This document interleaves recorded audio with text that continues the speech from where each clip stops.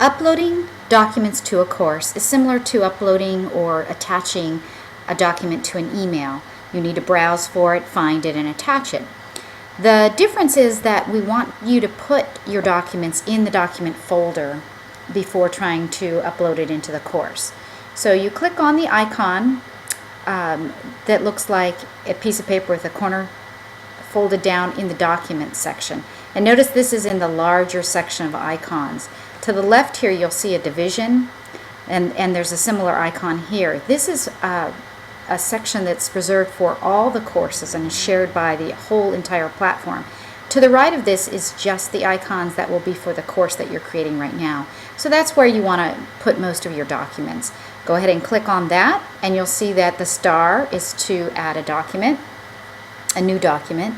And I'm going to browse my desktop, and I'm going to look for the syllabus because I think I need to get that syllabus into the course. So I'm going to click on that and open or attach, and I'm going to put the title here, Leaderships in Educational Technology, and I'm going to add the word syllabus here.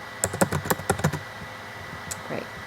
And we definitely need to make sure that this is published. If it's not published, you can't actually add it to your classroom. The default is that it automatically extracts the zips after uploading, and if it's a content package or not, you would adjust this to be yes or no. And you're going to place it in the course folder, and I'm changing this to published. I'm not going to time release this or have a start date on this. And again, you always have to save before leaving a window. So I've added a course to my course documents. How do you get it into the classroom? We'll go back to your learning path here. Remember, we divided the course up into weeks. I'm going to go into the first week, which is where I want to add my syllabus, and go into the course overview. Now, down below is the add a step, the plus sign. That would add a step along the learning path. What I want to do is add content to this learning path. So if you go across, you'll see there's the plus sign here. I'm going to add this, click on this arrow to add content to that course. And I have a choice of content, chapters, and documents. You'll see the tabs right here. As I add more content to links or a quiz or something like that, the tabs would show up here. Right now I don't have anything like that created, so I only have a choice of documents, chapters, or content. And you'll see this is the only document I have in my document folder right now, but I'm going to click on that. I'm going to choose it. I'm going to place it in the overview section. I could change that. I could say, you know, this document I really don't want there, even though I went across at the overview and clicked plus sign there. I can change it right here, but in this case I do want to keep it there. Ordering, the default is always last. You can change it to first. Those are your two options. Once you have a few more documents in there, they'll show up here, and you can choose where you want the document to arrive, before or after the documents that are there. So go ahead and click on Save, and you'll see that now after the overview, the next thing the student will do, they will click on and download the syllabus for the course. Now, the other way you might want to add a course content to your course would be to take a document out of the file library.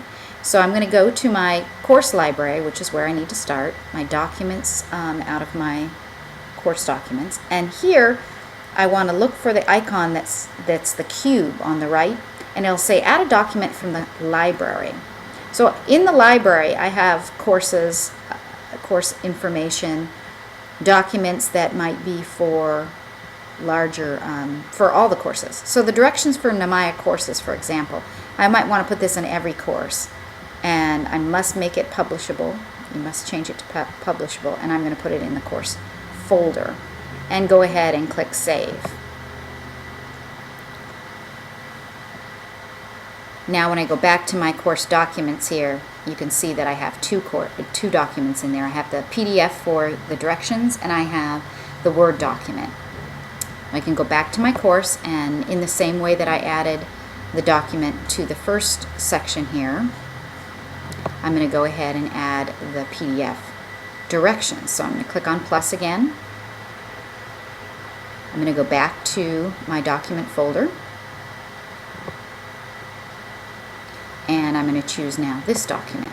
And you can choose multiple documents, so if you load everything in a course and you have 2 or 3 that need to go in one section, you can just click on them and they will populate the course in the order that they are listed here. You can always change the order.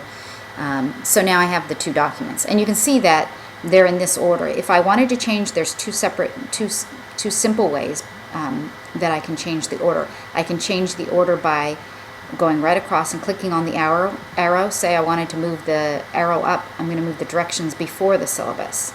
I've decided I want it that way, and I can just click on that and they'll change places. Another way is that you can go in the document, click right before it, click edit. Remember, the pencil always shows edit.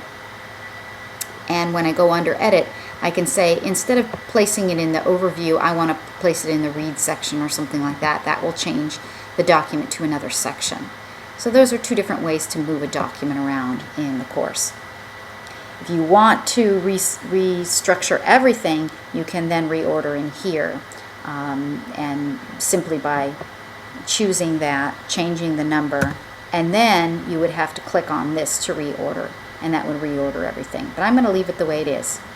I'm going to leave it in this order, and I'm going to go ahead and save well, that by default I have to click on this to save it, save the order. Okay, so that's the next section of adding content to your courses.